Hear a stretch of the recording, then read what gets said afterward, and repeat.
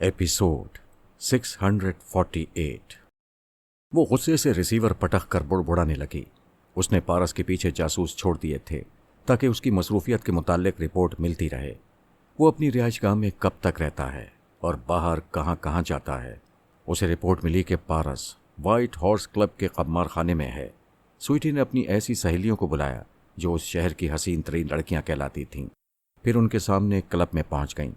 उन्हें अच्छी तरह समझा दिया कि पारस के सामने किस अंदाज से आना चाहिए। अब वो और जिद में आ गई थी। पारस की पारसाई को ख़त्म कर देना चाहती थी। उसने सोचा, अगर मुझ में कोई कमी रह गई है तो दूसरी लड़कियों में नहीं होगी। आखिर वो मर्द है, किसी न किसी लड़की को देखकर ज़रूर पिघलेगा। उसने कमार खाने में पहुंचकर पारस से कहा, मैं तुम्हारे साथ खेलना चाहती हूँ। देखती हूँ सुबह तक किसकी जीत और किसकी हार होती है। वो दूसरी मेज पर आकर बैठ गई। पारस ने ताश की गड्डियां फेंट कर सामने रखते हुए कहा, क्या शर्त लगाती हो? वो कहने लगी, यहां तो नकद रकम लगाई जाती है, लेकिन मैं दाव पर अपना दिल लगाती हूं। पारस ने कहा, मुझे मंजूर है। अगर तुम जीत जाओगी तो मैं तुम्हारे दिल के सामने हार जाऊंगा, और अगर मैं जीत जाऊं तो तुम अपना हारा हुआ दिल अपने साथ ले जाओगी। फिर कभी मेरे पीछे नहीं आओगी। मुझे मंजूर है। पत्ते बांटो। ये गड्डी अभी मैंने फेंट कर रखी है, तुम इसे दोबारा फेंट लो। मुझे इल्ज़ाम न देना कि मैं शार्पर हूं और मैंने अपनी मर्जी के मुताबिक पत्ते इधर उधर कर दिए हैं। वो गड्डी उठाकर फेंटने लगी। उसी वक्त उसकी एक हसीन तरीन सहेली उसके पास आई। एक अदाए नाज से पारस को देखा। दोनों की नजरें मिलीं। वो मुस्कुराते हुए स्वीटी से बोली, ओह माय डार्लिंग स्वीटी, तुम यहाँ हो और मैं तुम्हें कहाँ कहाँ तलाश कर रही हूँ। स्वीटी ने कहा, आओ यहाँ बैठो और देखो, एक दिलचस्प बाजी हो रही है। पारस ने उसकी सहेली को देखकर कहा, तुम बहुत हसीन हो, क्या तुम भी दिल हारने आई हो? वो एक आह भरते हुए बोली, तुम बहुत हैंडसम हो, बोलो तो अभी दिल हार जाऊं? ऐसे नहीं, हमारे दरमियान पत्ते बांटे जाएंगे, तुम भी इस बाजी में शरीक हो जाओ। अब 3 तरफ पत्ते जाएंगे, जो हारेगा वो अपना हारा हुआ दिल अपने साथ वापस ले जाएगा, और तुम में से जो बाजी जीत ले गई वो मुझे भी जीत जाएगी। स्वीटी ने गड्डी उसके सामने रखते हुए कहा, चूंकि 3 खिलाड़ी हो गए हैं, इसलिए तुम ये ना समझो कि मैंने पत्ते लगाए हैं, लिहाजा तुम एक बार और फेंट लो। पारस ने मौका गनीमत जानकर ताश के पत्ते फेंटे। वो जबरदस्त शार्पर था कि 3 जगह 3-3 पत्ते बांटते वक्त समझ रहा था कि उसके पास इक्का दुग्गी और तिग्गी है, और दोनों लड़कियों के पास छोटे छोटे रनिंग पत्ते हैं। स्वीटी ने पहले ही अपने पत्ते उठाकर देखे तो उसके पास बादशाह बेगम और गुलाम था। वो खुश हो गई। उसकी सहेली ने अपने पत्ते उठाकर देखे, उसके पास बेगम, गुलाम और दहला था। वो भी खुश हो गई। उसी वक्त 2 सहेलियां और आ गईं। वो भी हुस्न शबाब में किसी से कम नहीं थीं। पारस ने उन्हें देखते ही कहा, आओ कुर्सियां लाकर बैठ जाओ, मालूम होता है तुम लोगों के साथ एक एक बाजी खेलना होगी। स्वीटी ने हंसते हुए कहा, मेरे पास इतना बड़ा पत्ता है कि तुम इसके बाद किसी के साथ नहीं खेल सकोगे। ये कहकर उसने अपने 3 पत्ते उलट दिए। उसकी सहेली ने मायूस होकर कहा, ओह, मेरे पास तो तुमसे कमतर हैं। स्वीटी ने फखर से कहा, इससे बड़े पत्ते नहीं हो सकते। पारस ने कहा, तुम भूल रही हो, इससे बड़े और भी कई पत्ते हैं। उसने अपने 3 पत्ते उलट दिए। उन्हें देखते ही स्वीटी झाग की तरह बैठ गई। पारस ने कहा, अब भी अकल से काम लो, अपना रास्ता अलग कर लो। अगर ये लड़कियां तुम्हारे साथ आई हैं तो इन्हें वापस जाने के लिए कह दो। स्वीटी ने एक सर्द आह भरकर कहा, आखिर तुमने मुझे शिकस्त दे दी। चलो तुम अपनी जीत की खुशी में मेरी एक बात मान लो, मेरे साथ रात का खाना किसी अच्छे रेस्टोरेंट में खाओ। पारस ने उठते हुए कहा, मैं तुम्हारी ये ख्वाहिश ज़रूर पूरी करूँगा। स्वीटी ने अपनी तमाम सहेलियों की तरफ देखते हुए कहा, तुम सब अपने हुस्न व शबाब के मुताल्लिक टेंगे मारती थीं। तुम्हारे बड़े ही जज्बाती जाविये से छपने वाली तस्वीरें अवाम में मकबूल होती हैं, लेकिन आम आदमियों में और ख़ास आदमियों में बड़ा फ़र्क होता है, और तुम मेरे साथ खड़े हुए इस ख़ास आदमी को देख रही हो, लिहाजा यहाँ से जाओ। वो पारस के साथ चलती हुई उस क्लब से बाहर आई। फिर अपनी कार में बैठकर बोली, क्या वाकई तुम मेरे साथ इसलिए खाना खाने जा रहे हो कि ये मेरी आखिरी ख्वाहिश है? इसके बाद हमारी मुलाकात नहीं होगी? पारस ने खुश्क लहजे में कहा, बाजी हारने वाली को ये सवाल नहीं करना चाहिए, गाड़ी आगे बढ़ाओ। उसने चुपचाप गाड़ी स्टार्ट की। फिर उसे ड्राइव करते हुए एक बहुत ही महंगे रेस्टोरेंट में पहुंची। वहां बड़े बड़े करोड़पति और अरबपति बिजनेसमैन आया करते थे। पारस उसके साथ रेस्टोरेंट में दाखिल हुआ। डाइनिंग हॉल में पहुंचते ही वो एक मेज की तरफ देखकर ठिठक गया। एक उधेड़ उम्र शख्स के साथ एक नौखेज दोशीज़ा बैठी हुई थी। उसने बहुत ही प्यारा प्यारा सा लिबास पहना हुआ था।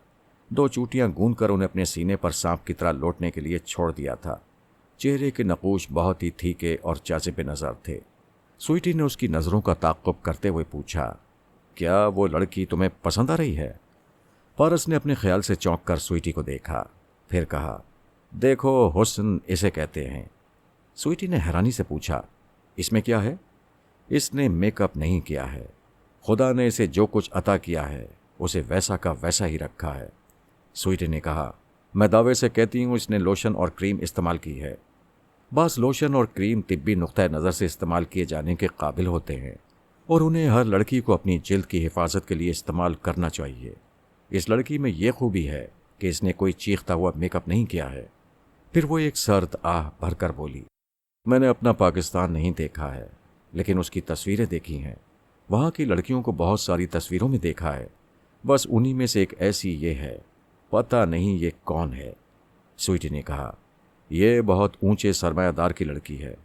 इससे बात करना चाहोगे तो इसके बॉडीगार्ड तुम्हें गोली मार देंगे। आखिर मालूम तो हो ये है कौन? ये किंग फर्नांडो की भतीजी फेरी है। पारस ने पूछा, फेरी? फेरी के मायने होते हैं परी, और वाकई इसका नाम इसके हुस्न और इसकी मासूमियत के मुताबिक है। स्वीटी ने जलकर पूछा, क्या तुम इस पर आशिक हो रहे हो? तुम अपने नुक्ताए नज़र से ना सोचो।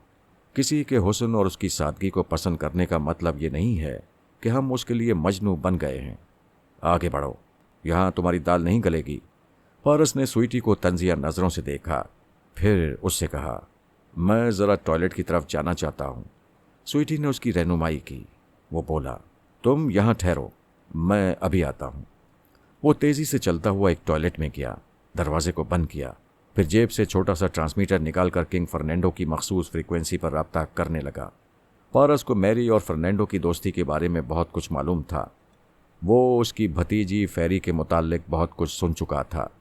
अगरचे फेरी बहुत प्यारी सी लड़की थी, उसे बहुत अच्छी लग रही थी, लेकिन पारस दोम के मिजाज में आशिकी और दीवानगी नहीं थी।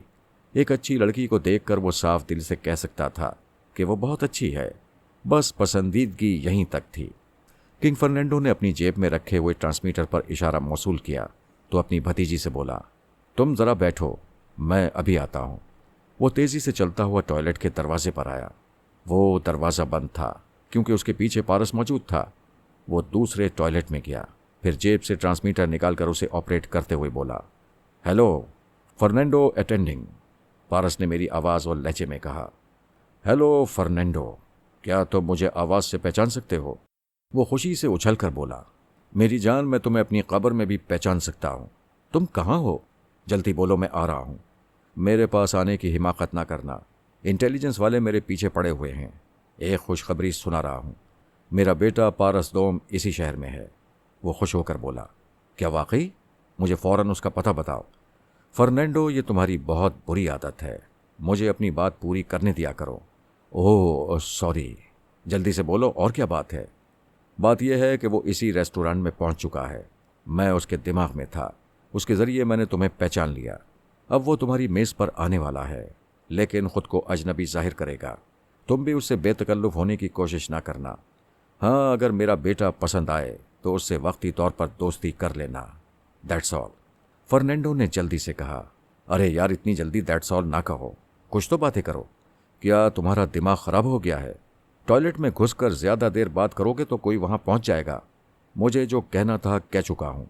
जब ज़रूरत होगी तुम्हारे पास आ जाऊँगा या तुमसे बातें कर लूँगा। फ़िलहाल खुदा हाफिज़। पारस ने राब्ता ख़त्म कर दिया। उस ट्रांसमीटर को ऑफ करके अपनी जेब में रख लिया, फिर दरवाजे को ज़रा सा खोल कर झाँकने लगा। सामने वाले टॉयलेट का दरवाज़ा खुल गया और फर्नांडो वहाँ से निकल कर जा रहा था। जब वो नज़रों से ओझल हो गया तो पारस भी वहाँ से निकल आया। टॉयलेट एरिया से बाहर स्वीटी खड़ी हुई थी। उसने पारस को देखकर कहा, ताज्जुब है, इधर तुम टॉयलेट में गए, उधर किंग फर्नांडो भी दूसरे टॉयलेट में गया। क्या तुमने उसे देखा था? पारस ने अनजान बनकर कहा, मैं अपने काम से गया था। किसी दूसरे के टॉयलेट में झांकना और उसे हेलो कहना हिमाकत है। स्वीटी उसके साथ चलते हुए बोली, हम किसी गोशे वाली मेज पर बैठेंगे। नहीं, मैं उस लड़की फेरी के पास जाऊंगा। क्या तुम्हारा दिमाग खराब हो रहा है? किंग फर्नांडो इतना दौलतमंद है कि तुम उसका अंदाजा नहीं कर सकते। अगर इतना ही दौलतमंद है कि तुम्हारी जैसी दौलतमंद बाप की बेटी भी उससे मुतासिर है, तो आओ, मैं उसी की मेज पर तुम्हें खाना खिलाऊंगा। वो हाथ पकड़कर खींचते हुए बोली, तुम बात की गहराई को समझते नहीं हो। ये मेरे बाप का दुश्मन है। जब बाप का दुश्मन है तो मेरा भी दुश्मन है। भाई, आखिर दुश्मनी किस लिए है? ये कारोबारी मामलात हैं। मेरे बाप को कई बार नुकसान पहुंचा चुका है। बस इतनी सी बात है।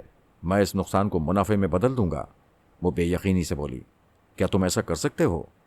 आजमा लेने में क्या हरज है, आओ। वो जाना नहीं चाहती थी, लेकिन पारस का साथ भी छोड़ना नहीं चाहती थी। लिहाजा मजबूरन उसके साथ चलती हुई किंग फर्नांडो की मेज के पास आई। फर्नांडो ने सर उठाकर देखा, फिर पूछा, वेल यंग बॉय, क्या इस डाइनिंग हॉल में खाली जगह नहीं मिल रही है? पारस ने मुस्कुराकर कहा, आप यही समझकर अपने साथ बैठने की इजाज़त दे दें। भाई, मैं ऐसे लोगों को साथ बैठाता हूं जिनमें कुछ खूबियां होती हैं और जो बासलाहियत होते हैं। किंग फर्नांडो पारस को सर से पांव तक देख रहा था। दिल ही दिल में खुश हो रहा था। उसका जी चाहता था कि आगे बढ़कर उसे गले से लगा ले। पारस ने कहा, मुझ में बहुत सी खूबियां हैं। फिलहाल अपनी एक सलाहियत का मुजाहरा करूंगा जिसके ज़रिए आपको कारोबारी नुकसान से बचा सकता हूं और शायद ज़्यादा से ज़्यादा मुनाफा दिला सकता हूं। तो बरखुरदार, देर किस बात की है? सामने आकर बैठो। एक बिजनेसमैन को नफ़ा पहुंचाओगे, और वो भी इतनी दूर से। Come on young boy, get your seat beside me. वो उसके करीब वाली सीट पर बैठ गया। स्वीटी को बैठने का इशारा किया, फिर कहा, पहले हमारा तारुफ हो जाए। मुझे अली मुराद कहते हैं। मैं पेरिस से आया हूं और ये आपके कारोबारी हरीफ जेम्स हॉर्डन की बेटी है। किंग फर्नांडो ने उसे चौंक कर देखा, फिर मुस्कुराकर बोला, अच्छा, तो ये स्वीटी है। मुझे इस बात की खुशी है कि ये अपने बाप की दुश्मनी को भुलाकर मेरी मेज पर बैठ गई है।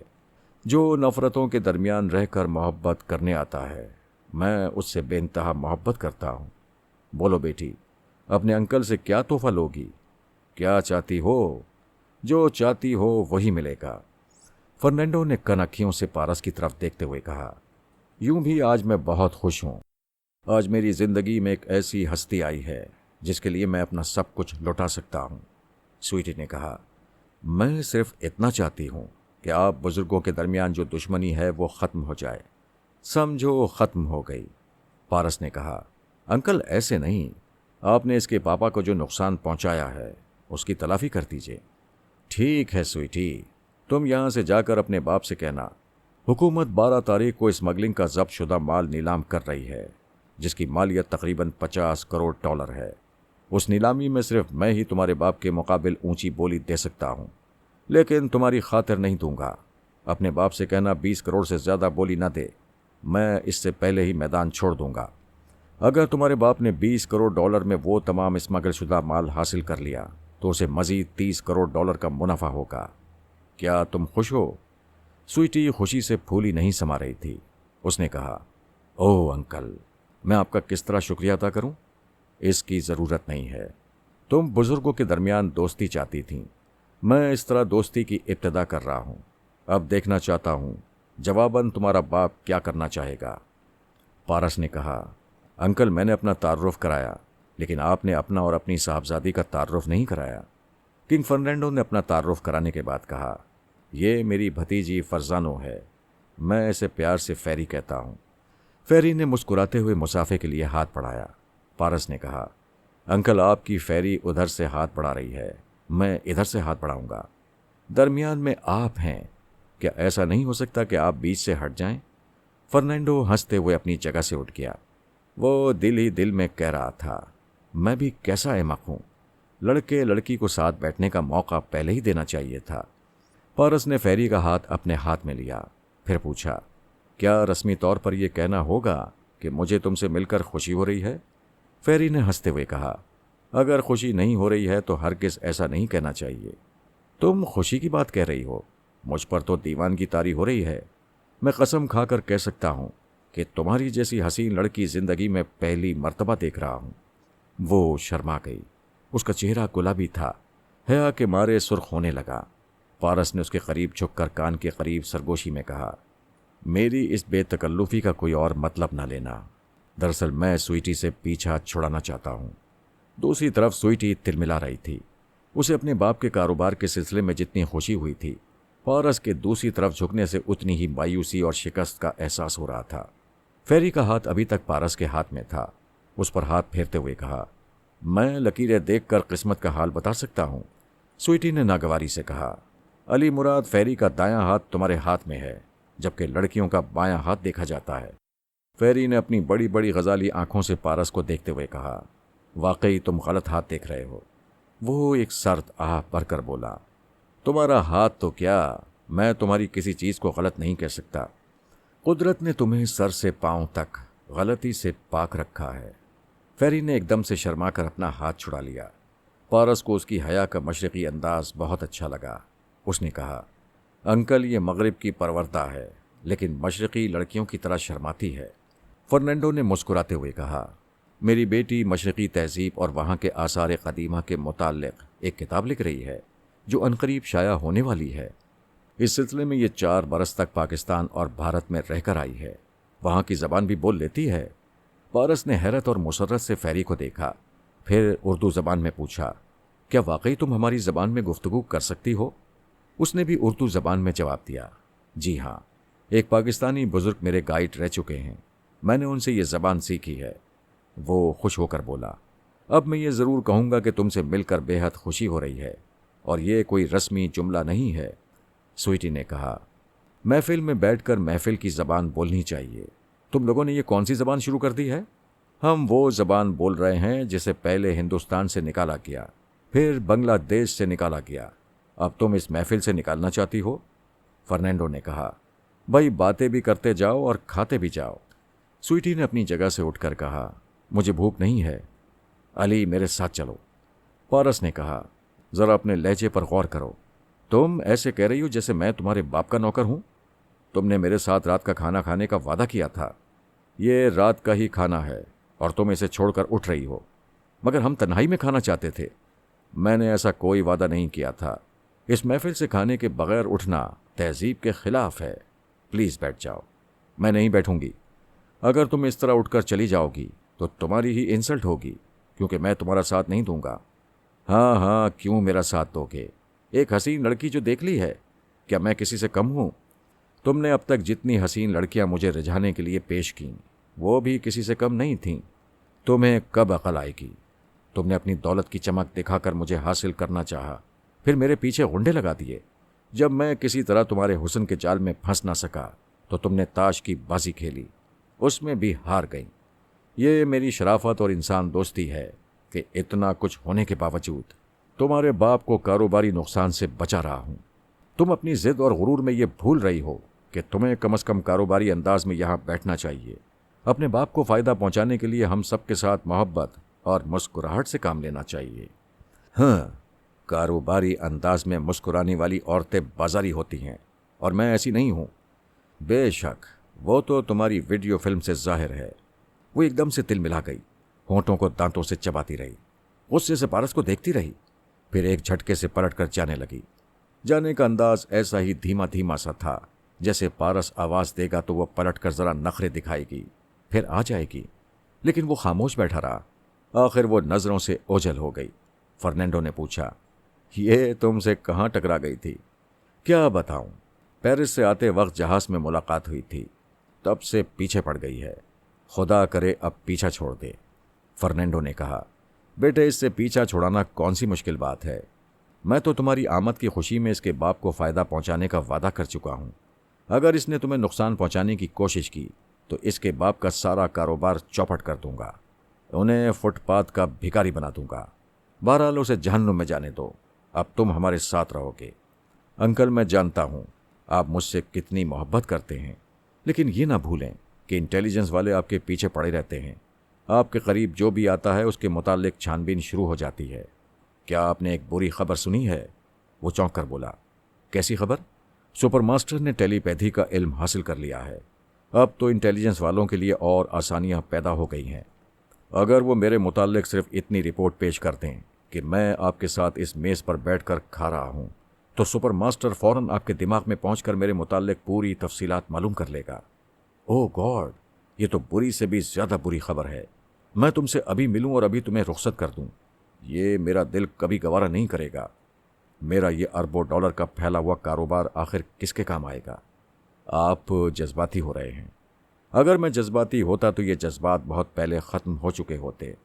जब तुम छोटे से थे तभी मैंने फैसला कर लिया था कि अगर तुम्हारे और फेरी के दरमियान अंडरस्टैंडिंग होगी तो मैं सारी दौलत और जायदाद तुम्हारे नाम लिख दूंगा, और अगर तुम्हारे मिजाज एक दूसरे से मुख्तलिफ हुए तो अपना सब कुछ तुम दोनों में आधा आधा तकसीम कर दूंगा। पारस ने हंसते हुए कहा, अभी तो मैं दूध पीता बच्चा हूं। आप मेरी शादी और मेरे नाम अपनी जायदाद की मुंतकली के मुतालिक अभी ना सोचें। ठीक है, ये वक्त के साथ साथ होता रहेगा, लेकिन मैं तुम्हें कहीं दूसरी जगह कैसे जाने दूं? पूरे अमेरिका में मेरा कारोबार फैला हुआ है। हर बड़े शहर के फ्लाइंग क्लब में मेरे 1-2 हेलीकॉप्टर मौजूद होते हैं। हर जगह मेरे बंगले और एयर कंडीशन कारें हैं। ये सब कुछ तुम्हारे काम नहीं आएगा तो फिर इनका फ़ायदा क्या है? तुम्हें यहाँ रहकर न जाने कैसे कैसे ज़राए इख्तियार करने की ज़रूरत पेश आएगी। ये सब कुछ मैं कर सकता हूँ। फेरी ने कहा, अंकल आपकी बातों से अंदाज़ा हो रहा है कि मिस्टर अली मुराद दरहकीकत कौन है। फेरी ने पारस को देखा। पारस ने जल्दी से नज़रें चुरा लीं। उसकी खूबसूरत गजाली आंखें दिल को धड़का देती थीं। वो कहने लगी, क्या तुम अंकल फराद के बेटे हो? वो इस बात में सर हिला कर रह गया। उससे कतराने के लिए फर्नांडो को मुखातिब करते हुए बोला, आपके पास जो कुछ है वो मेरा ना सही, फेरी का ज़रूर है। अगर कभी तकदीर ने इजाज़त दी तो आपसे ज़रूर हर तरह की मदद हासिल करूँगा। फ़िलहाल मुझे इजाज़त दीजिए, मेरा आप लोगों के साथ रहना मुनासिब नहीं है। फर्नांडो ने मेज़ पर झुककर आहिस्तगी से कहा, बेटे ये बात तो अब इंटेलिजेंस वाले दूर तक पहुँचाएंगे कि एक खूबरू नौजवान मेरी मेज़ पर बैठकर खाना खा रहा था और बेतकल्लुफ़ी से गुफ्तगू कर रहा था। जब बात खुल ही गई है तो मुझसे दूर क्यों जा रहे हो? अंकल बात खुल गई है इसलिए जा रहा हूँ।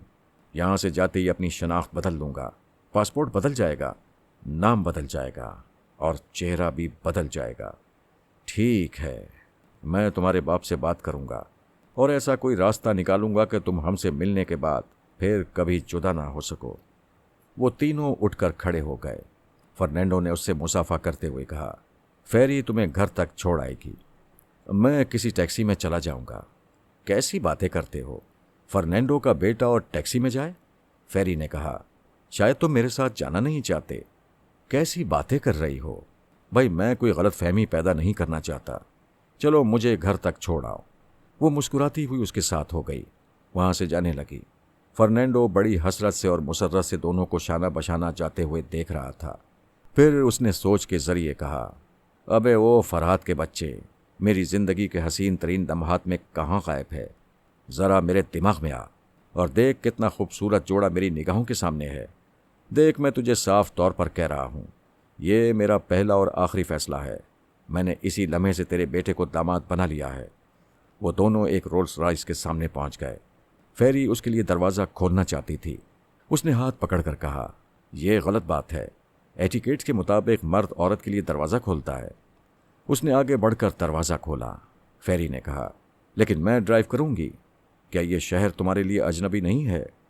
हाँ, पहली बार आया हूँ, लेकिन यहाँ के मुतालिक अच्छी खासी मालूमात हो गई हैं। वो अगली सीट पर बैठ गई। पारस ने दरवाज़ा बंद किया, फिर दूसरी तरफ घूमकर स्टीयरिंग सीट संभाल ली। उसे पार्क एरिया से निकालकर मेन रोड पर आ गया। फेरी ने पूछा, तुम्हारा नाम पारस है ना? हाँ, पारस तो मेरा एक और भाई है, उसे पारस अव्वल कहते हैं। तुम दोनों के नाम पारस क्यों हैं? दरअसल ये फैसला नहीं हो रहा है कि हम दोनों में से कौन फराद अली तैमूर की औलाद है। फेरी ने कहा, जाहिर है दो में से कोई एक होगा, लेकिन दूसरा क्या होगा? यह भी जाहिर है दूसरा लावारिस होगा।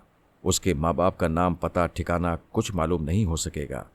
वो एक सर्द आह भर कर बोली, बहुत से लावारिस ऐसे होते हैं जिन्हें बहुत अच्छा घर, बहुत अच्छे वालिदैन का साया मिल जाता है। मैं तुमसे कुछ छुपाना नहीं चाहती, मेरी कहानी भी कुछ ऐसी ही है। क्या तुम ये कहना चाहती हो कि तुम भी लावारिस हो? मैं यही कहना चाहती हूँ। पारस ने मुस्कुराते हुए कहा, कैसी बातें कर रही हो? हम अच्छी तरह जानते हैं तुम किंग फर्नांडो की भतीजी हो। आज से कोई 18 बरस पहले किंग फर्नांडो की भतीजी एक हॉस्टल में रहकर तालीम हासिल करती थी। उन्हीं दिनों उसे एक नौजवान से मोहब्बत हो गई। ये मोहब्बत बढ़ते बढ़ते शादी के मरहले तक पहुंचने वाली थी। वो चाहती थी कि किंग फर्नांडो को अपनी मोहब्बत के बारे में सब कुछ बता दे और उस नौजवान को भी फर्नांडो के सामने ले जाए। लेकिन अचानक पता चला वो शादीशुदा है और उसके 2 बच्चे हैं। पारस ने कहा, बेचारी के साथ जबरदस्त धोखा हुआ। मुझे जहां तक याद आता है उनकी भतीजी का नाम भी फेरी था। हाँ, उसी की याद ताज़ा रखने के लिए मुझे फेरी कहा जाता है। उस शादीशुदा आशिक से ताल्लुकात के नतीजे में वो उसकी बेटी की माँ बन गई। उसने बदनामी से बचने और अपने अंकल को बदनामी से बचाने के लिए बच्ची के साथ कमरे में बंद होकर खुद को आग लगा ली। वो उस बच्ची के साथ ही जल मरना चाहती थी, लेकिन कुदरत ने खताकार को सजा दी। उस जलने वाली को कोई न बचा सका और जो बच्ची बेकसूर थी वो किसी न किसी तरह बच ही गई। पारस ने गाड़ी सड़क के किनारे रोक दी। वो रो रही थी और रुमाल से आंखें पोंछ रही थी। पारस ने कहा, यह क्या पागलपन है भाई, तुम तो बहुत कमजोर लड़की हो। वो कुछ न बोली। पारस ने कहा, मेरी तरफ देखो। उसका सर झुका हुआ था। उसने सिर्फ नजरें उठाईं। पारस का दिल बेतरत धड़कने लगा। वो आंखें आंसुओं से धुलकर कुछ और दिल नशीन हो गई थीं।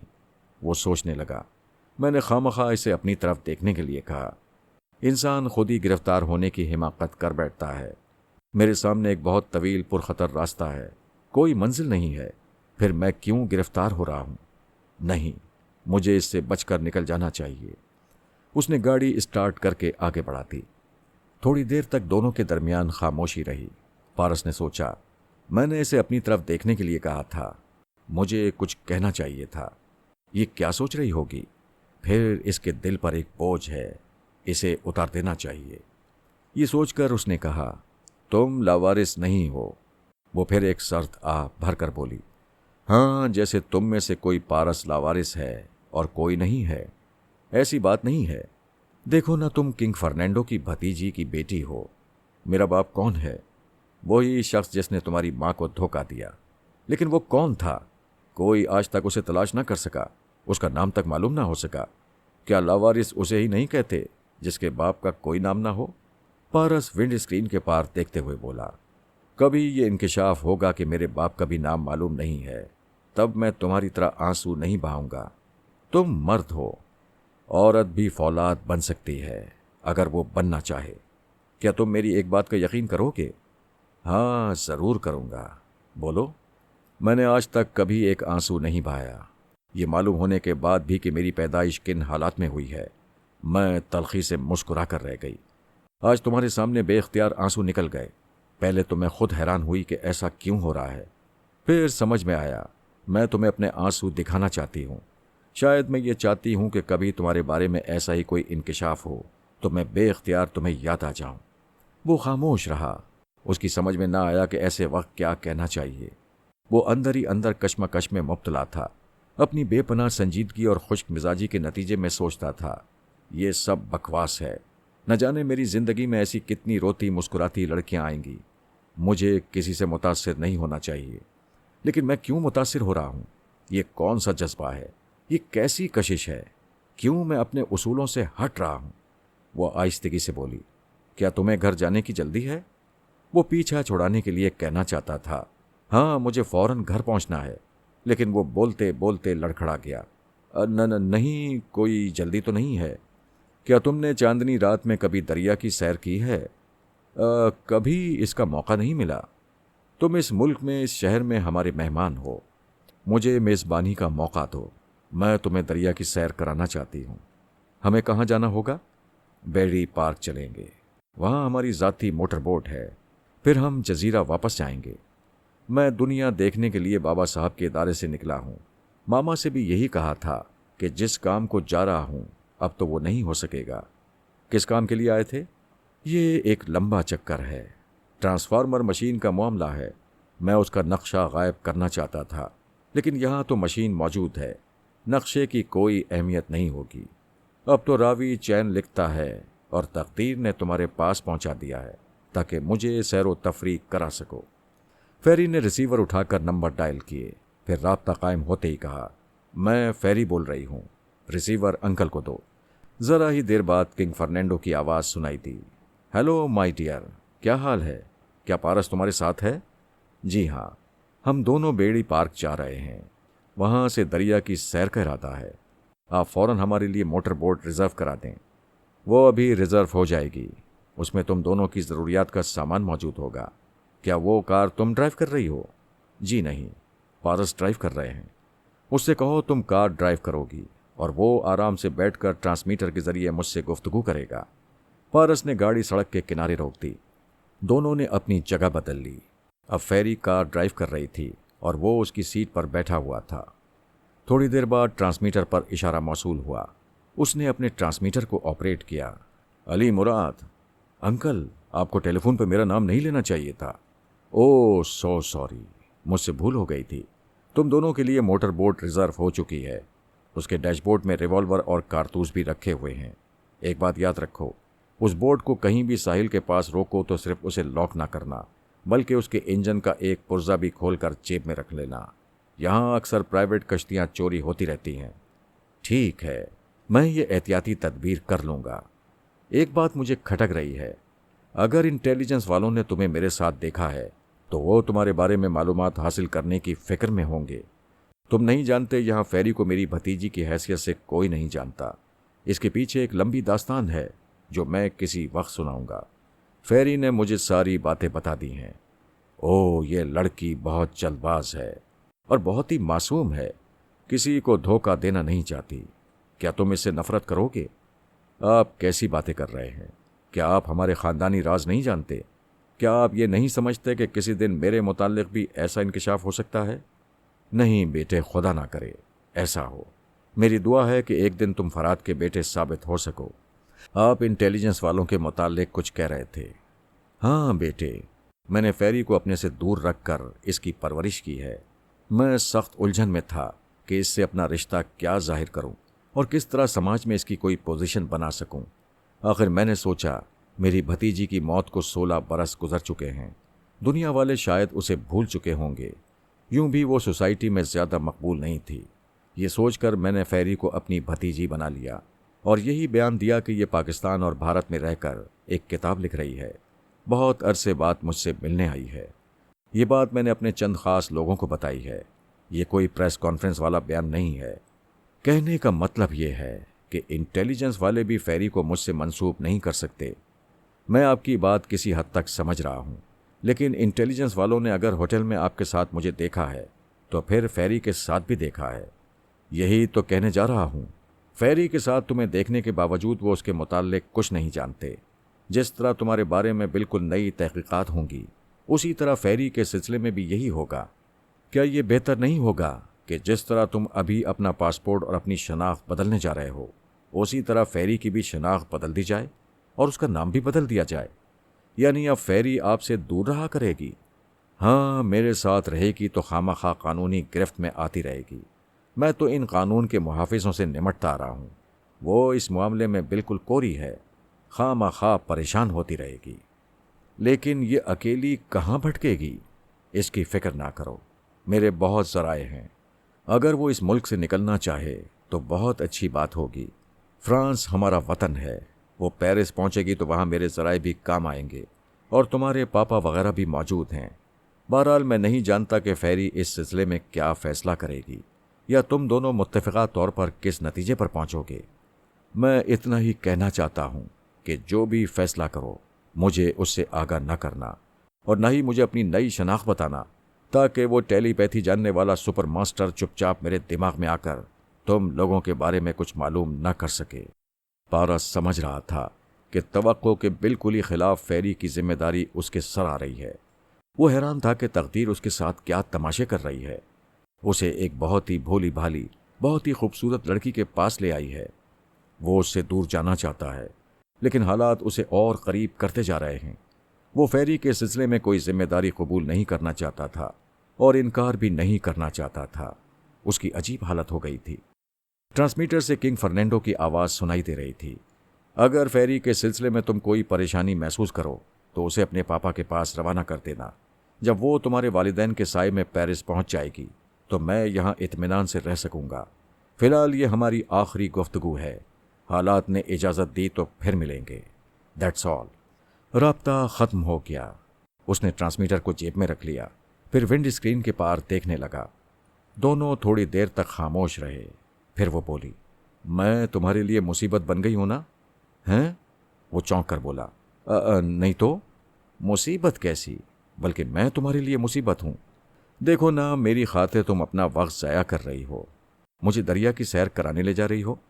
मैं वादा करती हूं सैर व तफरी के बाद तुम्हें घर पहुंचा आऊंगी। इसके बाद कभी मुलाकात नहीं करूंगी। मैंने अंकल की बात सुन ली है। वो चाहते हैं मैं पेरिस चली जाऊं। यही बेहतर है। अगर कल की फ्लाइट में सीट मिल गई तो मैं कल ही चली जाऊंगी। वो चुप रहा, सोचने लगा, आखिर ये लड़की क्या चीज़ है? मेरी मुस्तकिल मिजाजी को कमज़ोर बना रही है। जाती है तो चली जाए। मुझे अपनी क़ुव्वत इरादी से काम लेना चाहिए, सख्त बन जाना चाहिए, पत्थर की तरह हो जाना चाहिए। वो बेड़ी पार्क पहुंच गए थे। वहां उनके लिए एक मोटर बोट तैयार थी। किंग फर्नांडो के ख़ास मातहत ने वहां तक उनकी रहनुमाई की। फिर पारस को बताया कि वो मोटर बोट किस तरह हैंडल की जा सकती है और इसमें कितनी तरह के खुफिया मैकेनिज्म हैं।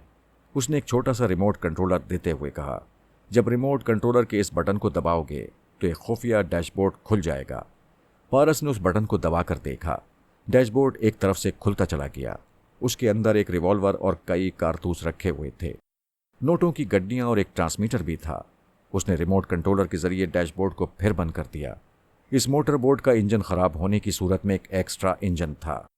पिछले खाने में खाने पीने की चीजें थीं, पानी की बोतलें भी रखी हुई थीं। डैशबोर्ड का एक खाना जो वाज़े तौर पर खुल सकता था, उसमें 2 टॉर्च लाइट और एंटी डार्क लेंसेज गोगल्स रखे हुए थे, जिन्हें अंधेरे में पहन लो तो तारीकी बड़ी हद तक छट जाती है और बहुत कुछ नजर आने लगता था। किंग फर्नांडो का खास आदमी तमाम बातें समझाने के बाद चला गया। फेरी ने कहा, आओ अब हम चलते हैं। जरा एक मिनट। ये कहकर पारस ने अपने दोनों हाथ सर से बुलंद किए। उन हाथों की उंगलियों को आपस में मिलाया, उन्हें एक दूसरे से अलग किया, फिर एक दूसरे से मिलाया, फिर हाथ नीचे कर लिए। फेरी ने पूछा, ये क्या किया? मैं अपनी निगरानी करने वाले एक शख्स को बुला रहा हूं। आला बीबी के मातहत उसकी निगरानी करते रहते थे। उसने कह दिया था, जब भी उनकी ज़रूरत होगी तो वो इसी तरह हाथ उठाकर इशारा करेगा तो कोई भी मातहत उसके करीब आ सकता है। सिर्फ चंद ही सेकंड्स के बाद एक शख्स उसके करीब आकर बोला, यस पारस बाबा। उसने कहा, मैं अभी दरिया की सैर करने के लिए जा रहा हूं। हम जजीरा इस तक जाएंगे, फिर वापस आ जाएंगे। आला बीबी को मेरा पैगाम दो। मैंने आज किंग फर्नांडो से मुलाकात की है और उनकी भतीजी के साथ तफरी के लिए जा रहा हूं। हो सकता है इंटेलिजेंस वालों ने मुझे फर्नांडो के साथ देख लिया हो, और हो सकता है सुबह तक मेरी और फर्नांडो की भतीजी फेरी की शनाख्त बदलनी पड़े। वो इस बात के लिए तैयार रहें। किसी वक्त भी हमारा नया पासपोर्ट और इस शहर में रहने के सिलसिले में नए कागजात तैयार रहने चाहिए। उस शख्स ने कहा, मैं आपका पैगाम पहुंचा दूंगा, मगर आप जजीरा इल्स के बारे में कुछ जानते हैं? मैं कुछ नहीं जानता। उसे उर्फ़े आम में आइलैंड ऑफ ट्रेजर यानी आंसुओं का जजीरा कहते हैं। वहाँ पहले अमेरिका के कदीम बाशिंदे आबाद थे। अब वो बिल्कुल वीरान है। आप अच्छी तरह समझ सकते हैं, वीरान जजीरों में ख़तरात की गुंजाइश होती है। अगर आप मुनासिब समझें तो हम में से कोई आपके साथ चल सकता है। फेरी ने कहा, मैं उस जजीरे के मुताल्लिक जानती हूँ। हम वहाँ कदम नहीं रखेंगे। हम तो सिर्फ जजीरे के साहिल तक जाएंगे, फिर वहाँ रुके बगैर वापस आ जाएंगे। उस शख्स ने कहा, फिर तो आप ज़रूर जाएं। आपके लिए किसी बॉडीगार्ड की ज़रूरत नहीं है। वो चला गया। पारस मोटर बोट की स्टीयरिंग सीट पर आकर बैठ गया। फेरी ने करीब आकर कहा, तुमने तो कहा था कि कभी दरिया की सैर नहीं की, फिर मोटर बोट कैसे चलाओगे? मैंने कहा था चांदनी रात में कभी सैर नहीं की, वरना मुझे साइकिल और मोटर से लेकर मोटर बोट और हवाई जहाज तक चलाना सिखाया गया है। वो उसके साथ वाली सीट पर आकर बैठ गई। दूर तक चांदनी फैली हुई थी। कितने ही रुमानी जोड़े चप्पू वाली किश्तियों में बैठे हुए थे।